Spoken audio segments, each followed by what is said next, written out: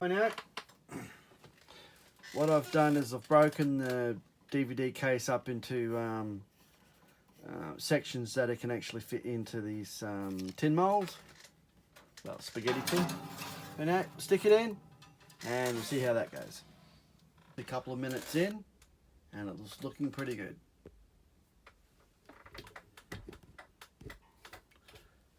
Look at the nice sheen on that.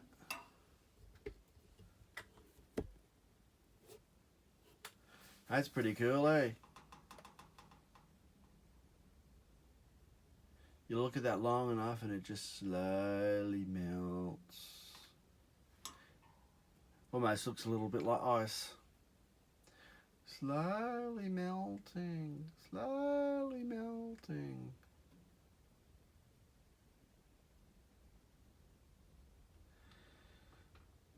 Anyway, keep the heat in.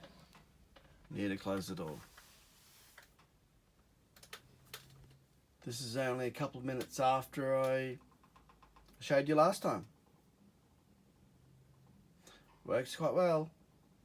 Melts quite well, I should say. Anyway, so what we're going to do is when it goes down, melts down so much, then we're going to put more plastic in. Just to keep it topped up, and we're going to probably try and get up to the top with the plastic that we've got. Right.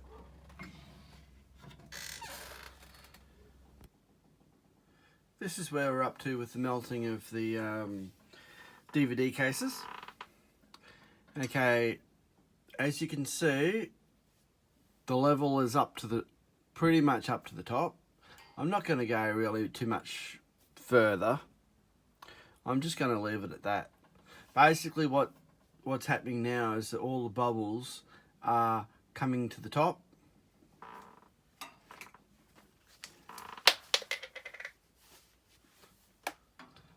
Okay, that's what it looks like.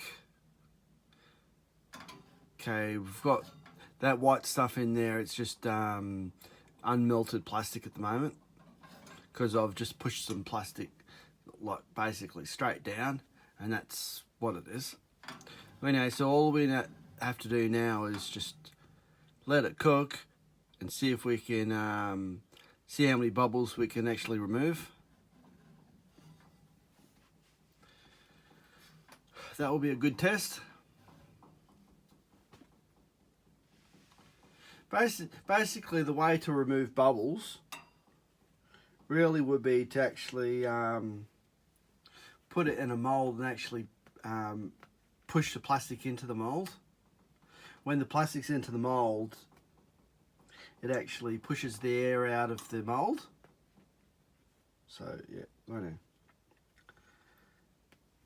So we'll give this a go, see how this works, and yeah, we'll go from there. Alright, there.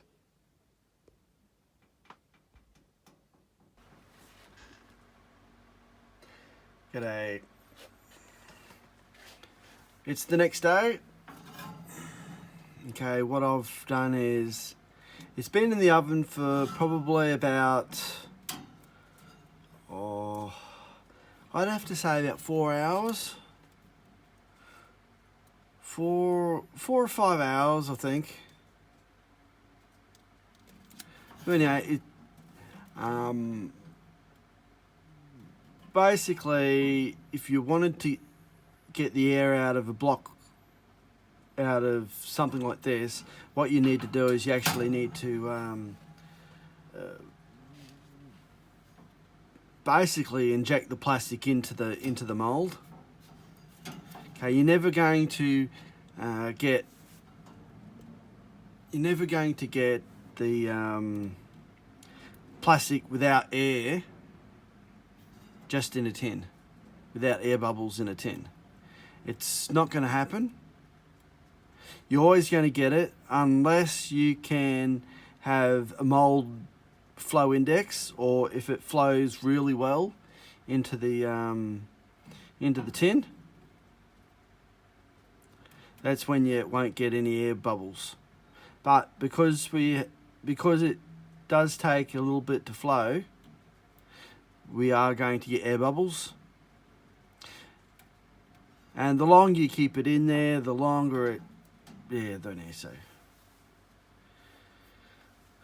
Anyway, so that's what we've got at the moment. So that worked quite well. All I'm going to do now is I'm going to cut the tin off and we're going to have a look. What I've done is I've just got the hacksaw and I've just cut along here, along the tin. And so this is the first time we're going to open it up. Just be careful, the tin will be rather sharp.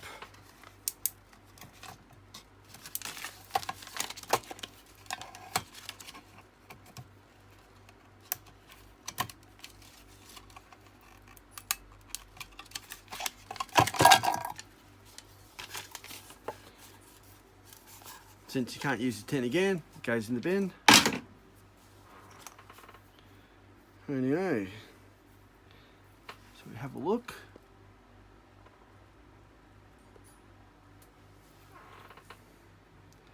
That looks quite good, actually.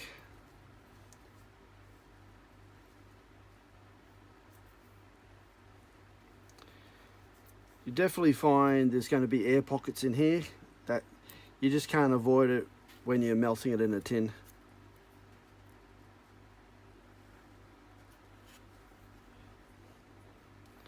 That's come up a treat.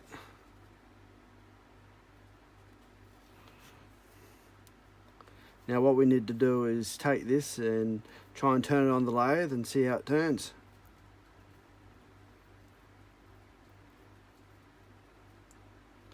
But honestly, to get a block, like a billet, so we can actually turn on the lathe, you really need to put it in a press, and when it's hot, press on the plastic through and into the mould. That's the only way you're going to get rid of air.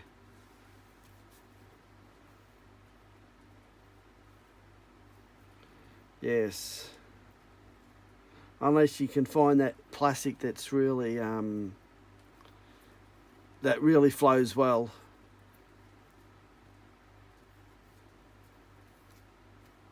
We might be able to make something out of that. Turn it up. See what it's like. We could just have too many holes.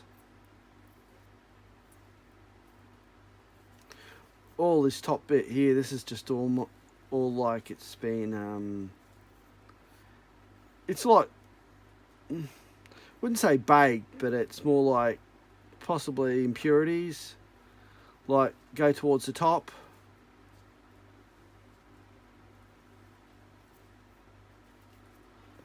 Yes. And that's from a DVD case. This plastic, I believe, is in the raw state, and this is also in the raw state. If we had some pigment, you could probably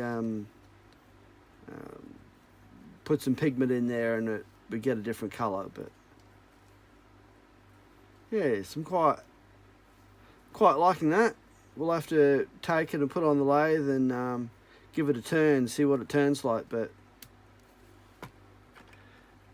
since these lids turn quite well, and they're PP, this should turn like butter as well.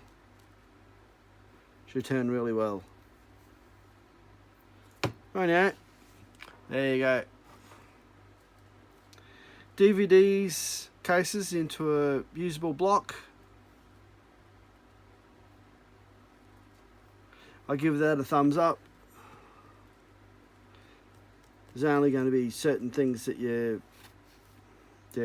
if you were doing a smaller melt, if you were probably going to only do this size here, and you did it for the same amount of time,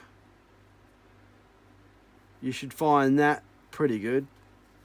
I may even find that's quite alright up to a certain stage. Then it just basically got too long for the bubbles to rise all the way, or too No, not too long, but too hard for the bubbles to rise to the top.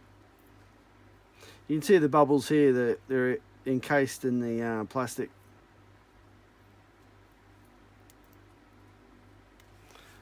Alright, there you go. There. What I'm going to do is I'm going to go on that theory, like as a small melt. I'm going to do is we're going to get another tin, and we're only going to fill the tin up to probably be about here or about there. That way, given the same amount of time, we shouldn't really get any air bubbles in this bottom section here, because we'll have a look and see. All right, there.